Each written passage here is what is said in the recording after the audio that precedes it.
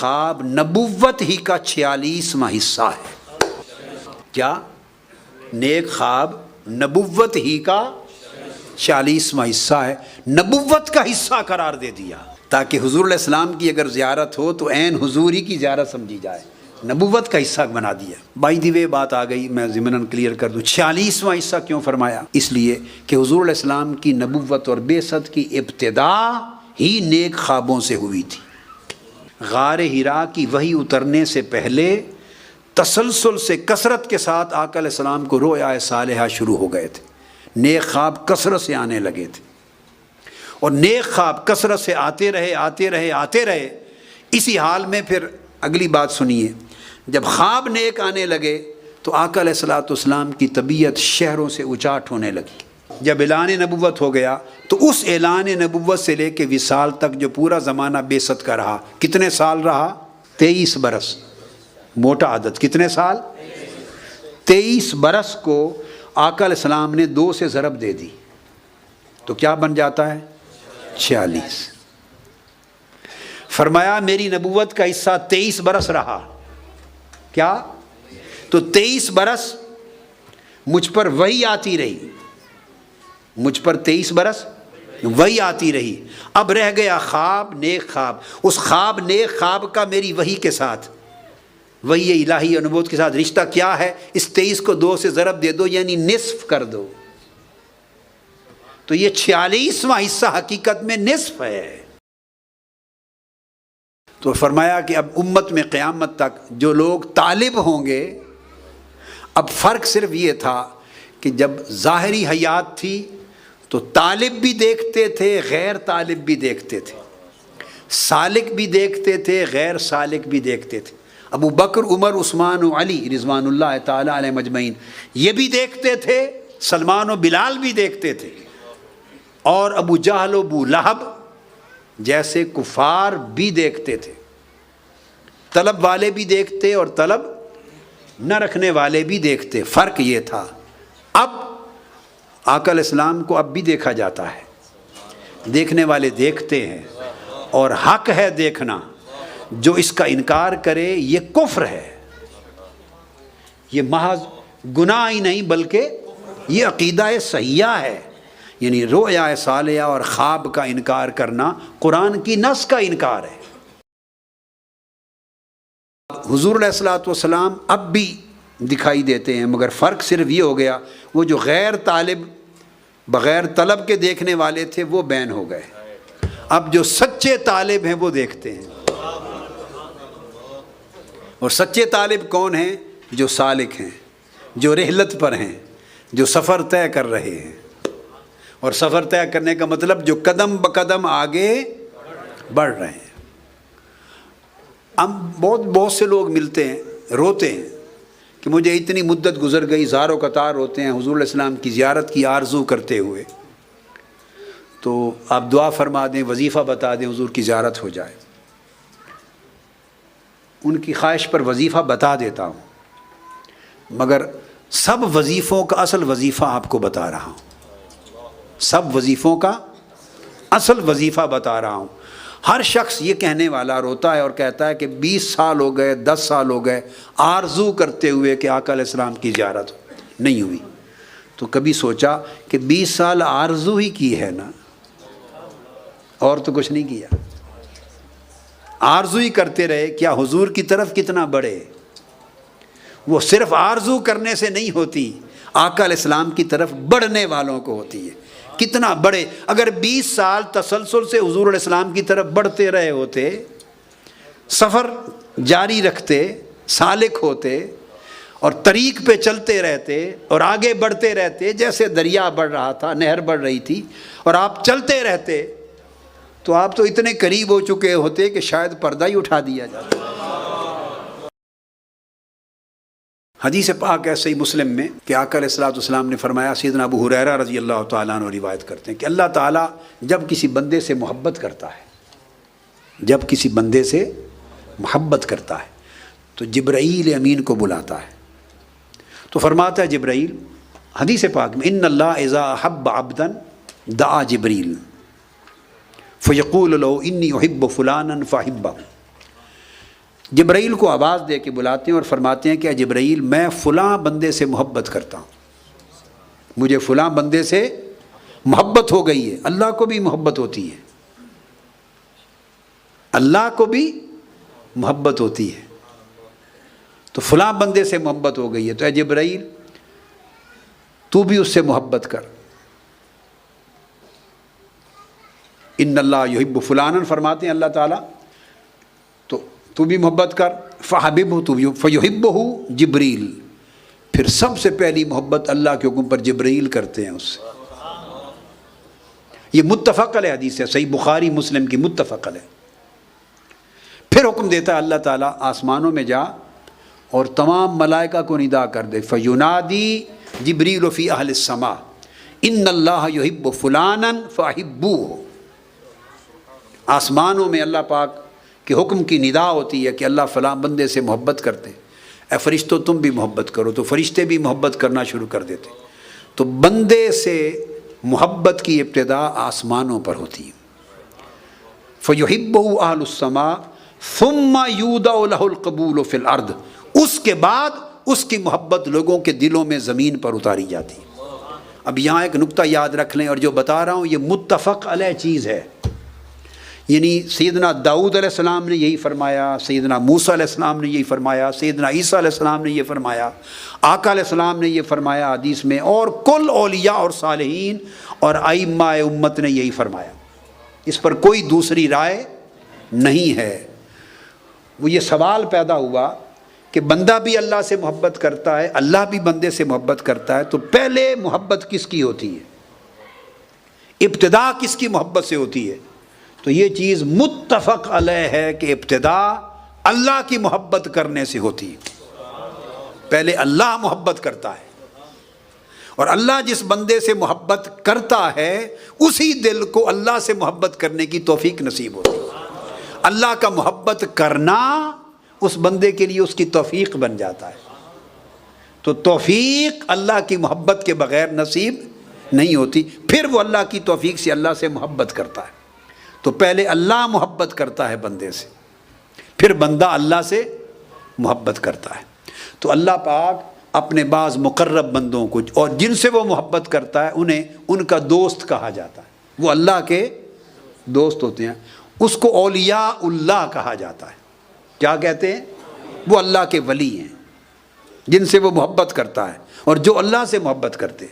اب آقا علیہ الصلوۃ والسلام ہمیشہ دعا فرماتے اور امت کو تلقین کرتے۔ اب جو سند بتا رہا ہوں،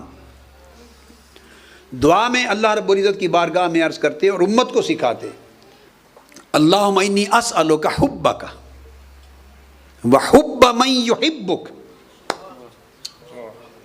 یہ آقا علیہ السلام کی دعا ہے، اور اس پر کسی کو انکار اور اعتراض اور اختلاف نہیں ہے۔ اللہم انی اسألک محبت حبک وحب من یحبک، پھر آگے وحب عمل من یقربنی الی حبک، آگے پھر اور محبتوں کی دعائیں۔ اے اللہ تعالیٰ میں تجھ سے تیری محبت مانگتا ہوں، کیا؟ وحب من یحبک، اور ہر اس بندے کی محبت مانگتا ہوں جس سے تو محبت کرتا ہے۔ اب یہ بات سمجھ گئے؟ تو لہٰذا اللہ کے بندوں سے محبت کرنا اللہ کی سنت بھی ہے اور اللہ کا حکم بھی ہے، اور آقا علیہ السلام کی سنت بھی ہے۔ اب آپ صدقہ اور خیرات کرتے ہیں، یہ اللہ سے محبت ہو رہی ہے۔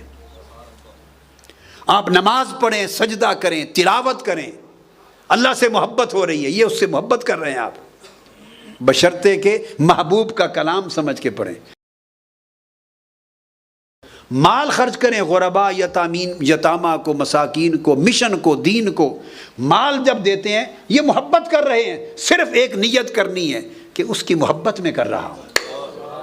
بھئی کیا کر رہے ہیں؟ اس کی محبت میں کر رہا ہوں۔ گر اس نے خود سکھائے ہیں، باری تعالیٰ نے فرمایا وَآتَ الْمَالَ عَلَىٰ حُبِّهِ ذَوِي الْقُرْبَىٰ، دے رہے ہیں ماں باپ کو، خرچ کر رہے ہیں ماں باپ پر، ان سے بھی پہلے بیوی بچوں پر۔ خرچ کن پر کر رہے ہیں؟ پہلا حق کس کا؟ صحابہ نے پوچھا یا رسول اللہ خرچ کرنے میں پہلا حق کس کا ہے؟ فرمایا تمہارے بیوی بچوں کا۔ یہ بھی ہمارے پاکستانیوں میں جو دین کا تصور ہے وہ سارا ہی گڈمڈ ہوتا ہے. بیوی بچوں کو ہم بہت پیچھے لے جاتے ہیں. پہلا حق بیوی بچوں کا ہے،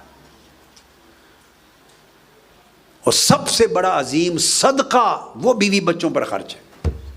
حد تک عید کے دن جو آپ خرچ ان کو دیں گے پاکٹ منی، وہ بھی عبادت ہے،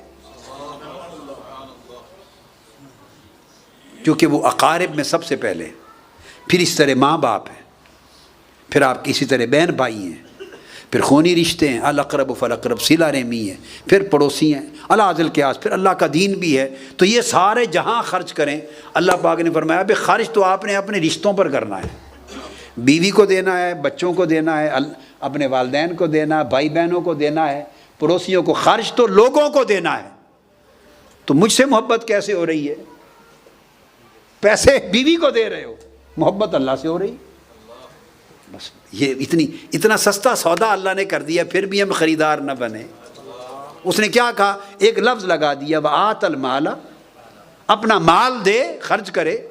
ذوی القربى والمساکین، سب لسٹ بنا دی، ان کو دے، ان کو دے، ان کو دے، مال خرچ کرے. اور درمیان میں ایک رشتہ جوڑ دیا، کس نیت سے کرے؟ آت المال علی حبہ، بس اللہ کی محبت پر دے. نیت کیا کرے؟ بیوی بچوں کو بھی دے رہا ہو تو اللہ کی محبت میں دے رہا ہوں، کہ میرے اللہ نے کہا ہے کہ ان کو خرچ اچھا کھلا دو تو میں خوش ہوتا ہوں. بس عبادت بن گئی. خونی رشتہ داروں سے محبت کریں، ان کی خدمت کریں، ان کی مدد کریں. یہ اللہ کی عبادت بھی ہے، اللہ کی محبت ہے، اللہ کی محبت ہے. آپ کہیں گے صلہ رحمی کہتے ہیں نا، یہ اللہ کی محبت کیسے ہے؟ اللہ پاک نے فرمایا، حدیث پاک میں آقا علیہ السلام نے فرمایا کہ صلہ رحمی جو رحم ہے، اس کو میں نے اپنے رحمان اور رحمت میں سے نکالا ہے. میم رحم، اس صلہ رحمی، جوڑنا خونی رشتوں کو. یہ جو رحم ہے جس کو جوڑنا ہے خونی رشتے کو، اس لفظ کو میں نے اپنی رحمت اور رحمان کے نام سے نکالا ہے، اور میرے عرش کے ساتھ معلق ہے. تو جو خونی رشتوں کے ساتھ بھلائی کرے وہ بھی اللہ سے محبت ہے. ہم کتنے لوگ ہیں آپس میں، بہنیں ہیں، بہنوں کی بھائی ہیں، رشتہ دار ہیں، ان کی آپس میں نہیں بنتی. تو سارے جہان میں نیکی کرتے پھریں، وہ اٹھا کے پھینک دی جائے گی. جو پہلی جگہ تھی وہاں نہیں کی تو دور کی نیکی کیا قبول ہوگی؟ بھائی غریب ہے، اس کی مدد نہیں ہے. اگر اعزا اقارب غریب ہیں، ان کی مدد نہیں ہے، تو باہر آپ جا کے چوتھے محلے میں 1000 دیگیں پکا دیں. یہ 11ویں شریف کی دیگ ہے، یہ میلاد شریف کی دیگ ہے. یہ سب اعمال صالحہ ہیں، خیرات ہیں، صدقات ہیں، حسنات ہیں، ان کی برکات ہیں. مگر یہ تو بڑھ چڑھ کے کر رہے ہوں. اور غریب قریب خونی رشتہ دار آپ کے، بہنیں، سگی بہنیں، آپ کو اللہ نے فراوانی دی ہے، اس لیے دیگیں پکاتے ہیں نا، خرچ کرتے ہیں. ادھر یتیم خانے میں دے رہے ہیں، مساجد میں خرچ کر رہے ہیں بڑھ چڑھ کر. اور سگی بہن ہے، سگے بھائی ہیں، والدین ہیں، خونی رشتے ہیں، اعزا اقارب ہیں، ان کو خرچے کی ضرورت ہے، جائز ضروریات، اور وہ محتاج ہیں، ان کی پرواہ نہیں ہے. تو اللہ پاک فرمائے گا پھر میں تمہارے باقی خیرات کی پرواہ نہیں کرتا. اس لیے صحابہ کرام کا، تابعین کا، ائمہ حدیث کا، اولیاء کا عمل تھا. فن حدیث میں کہتے ہیں کہ اس کو اس وقت تک محدث نہیں کہتے تھے جو وہ اپنے سے بڑے سے اور اپنے سے چھوٹے دونوں سے روایت نہ کرے. اب یہ ظرف رہ گیا آج کسی کے پاس؟ محدث نہیں کہتے. امام بخاری، امام مسلم، امام ابو داود، امام ترمذی، اور ان کے اوپر امام عبد الرحمن بن مہدی، امام احمد بن حنبل، امام سفیان بن عیینہ، امام سفیان الثوری، جتنے ائمہ ہو گزرے ہیں سب کا یہ متفق قول ہے. اس کو محدث ہی نہیں کہتے تھے جو یہ ظرف نہ پیدا کر لے کہ وہ اکابر سے بھی لے روایت کرے، سما کرے، اور اپنے سے چھوٹے سے بھی سما کرے، روایت کرے. جس سے سما کرے گا وہ اس کا شیخ کہلائے گا. جس کا اتنا ظرف نہ ہو جائے کہ اپنے سے چھوٹے، جو مرتبے میں عمر میں چھوٹا ہے، اس کو بھی شیخ بنا لے. اس میں نکتہ یہ ہے، یہ نفس کو مارنا ہے. یعنی اسے محدث کا ٹائٹل نہیں دیا. یعنی حضور علیہ السلام کی حدیث کی شان نے اپنی نسبت اس شخص کے لیے گوارا نہیں کی جس کا ظرف اتنا اعلیٰ نہیں ہے کہ وہ بڑے اور چھوٹے سب سے نہ لے سکے. اس کا مطلب وہ نفس میں مبتلا ہے، گرفتار ہے. ائمہ حدیث نے کتب لکھی ہیں فن حدیث، اصول حدیث میں، روایت الاکابر عن الاصاغر، تابعین اور تبع تابعین میں بڑوں کی چھوٹے سے روایت کرنا. امام ابن حجر عسقلانی نے اور کئی اور ائمہ نے بڑے صحابہ نے چھوٹے صحابہ سے روایت کیا. بے شمار صحابہ حضرت عبداللہ ابن عباس سے پوچھنے آتے تھے، روایت کرتے تھے. اور سیدنا عبداللہ ابن عباس جب آقا علیہ السلام کا وصال ہوا تو ان کی عمر 9 سال کے قریب تھی. صحابہ جاتے اہل بیت کے افراد کے پاس، اہل بیت جاتے اکابر صحابہ کے پاس لینے کے لیے. اور اگر پتہ چلتا کہ وہ بند ہیں، دروازہ بند ہے، نہیں نکلے تو نوک نہیں کرتے تھے. اب میں اگلا ادب بتا رہا ہوں صحبت کا.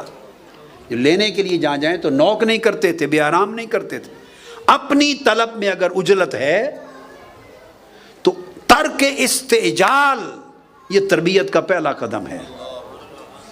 ترک استعجال کہ جو مانگنے گئے اس میں جلدی ہو، جلدی ہو جائے جلدی ہو جائے. یہ جلدی جلدی کرنے والے کبھی کچھ نہیں پاتے.